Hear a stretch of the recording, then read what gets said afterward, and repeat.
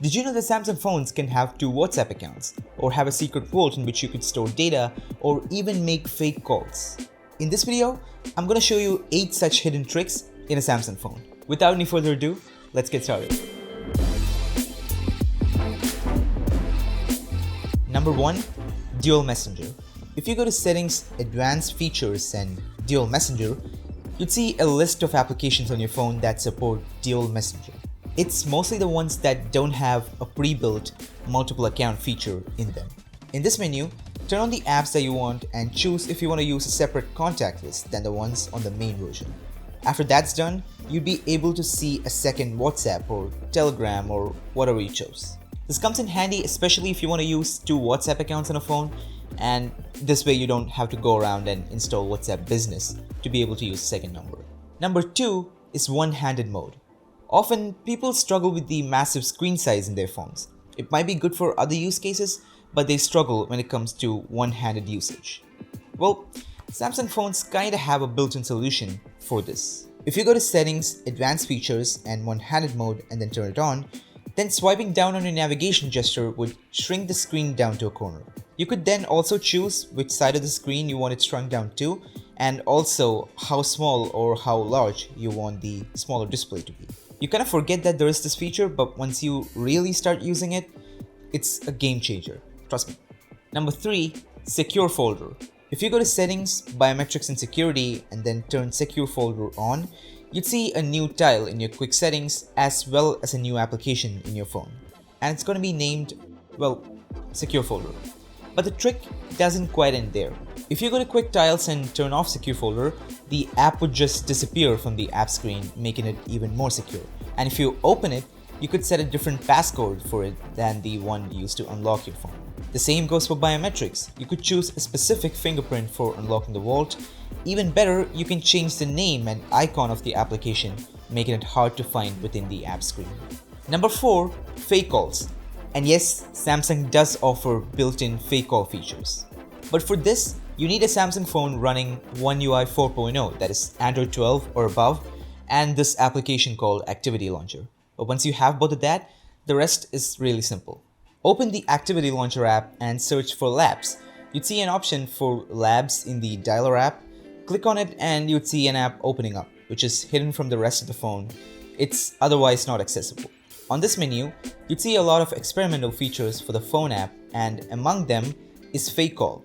Tap on the option and enable it, which will show you a lot of other options. You could choose a number to get the call from, or a saved contact, or even have a pre-recorded audio playing through the earpiece when you receive the call. Once that is done, choose if you want an outgoing or incoming call. If it's incoming, you could choose to delay the incoming call by up to 1 minute, after which you'd get the call. But the best thing about having a pre-built fake call feature, other than being able to escape from tricky situations, is that you'd get the real user interface of the phone that you're already using. So no one would be even able to notice that it's a fake call. Number 5, Wireless Power Share. Now, this is a feature that's only available on a few select Samsung phones because this is a hardware feature. So before you try this, make sure that your phone does support reverse wireless charging. And you could do that by going to Settings, Battery, Wireless Power Share and turning it on. So you can make sure that reverse wireless charging is possible on your device. If you don't have this option, that means your device is not compatible. But once you do have this, if you have another Qi compatible wireless charger, you could charge it from this. Something to note is that usually reverse wireless charging is slow at speeds like around just 5 watts, so don't expect to charge a whole different phone from it.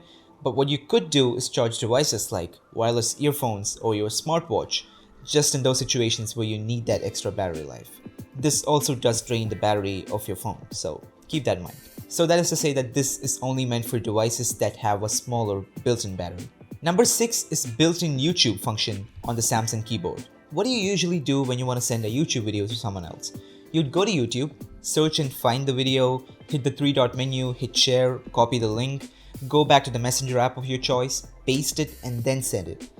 Now the problem here is that it's a lot of back and forth, and that makes it really inconvenient. Instead, in the Samsung keyboard, there's a built-in YouTube search option. You can choose the menu on the keyboard and choose the YouTube option to search for videos. But once you're done searching, click on the video that you're looking to send, and then the link of that video would be pasted on the text field. And yes, this does work throughout the operating system as long as you're using the built-in Samsung keyboard. So keep that in mind. Number 7 is widget stacking. When we're usually using widgets, it takes up a lot of space on your home screen, so that makes it really inconvenient for us to use multiple widgets so that you'd have to take up a lot of space. But with widget stacking, you can stack up multiple widgets on top of each other and swipe through them to navigate. To do this, first drag and drop a widget to your home screen, then tap and hold on it and then click Create Stack. Choose another widget or multiple widgets for that matter to be stacked on top of it. Once you're done, you can navigate through the carousel and choose different widgets and view them. Lastly, number 8 is dual audio. This one is really fun. How many times have you had that situation when someone else comes over when you're watching a movie or show and they're also interested in watching, so you end up removing one earbud from your ear and giving it to them? This really kind of messes up the whole experience of the audio, but you can avoid doing that by using this one neat feature in Samsung phones. When you connect two headsets or any two Bluetooth audio devices to your Samsung phone, you could choose to play the audio on both of them. To do this, make sure that two Bluetooth devices are connected to your Samsung phone, and then by expanding the notifications panel and choosing media, you can select the audio devices that you want the audio to be played on. And that's pretty much it. Whatever media that you're playing on your phone would be audible to two different Bluetooth devices. That's really neat. And that's 8 hidden features on your Samsung phone which you probably are not using right now. But certainly do check them out. If you enjoyed the video, make sure to mention your thoughts in the comment section down below, and of course subscribe to the channel if you really enjoyed it, and follow me on Instagram for short form content. Until we meet the next time, goodbye.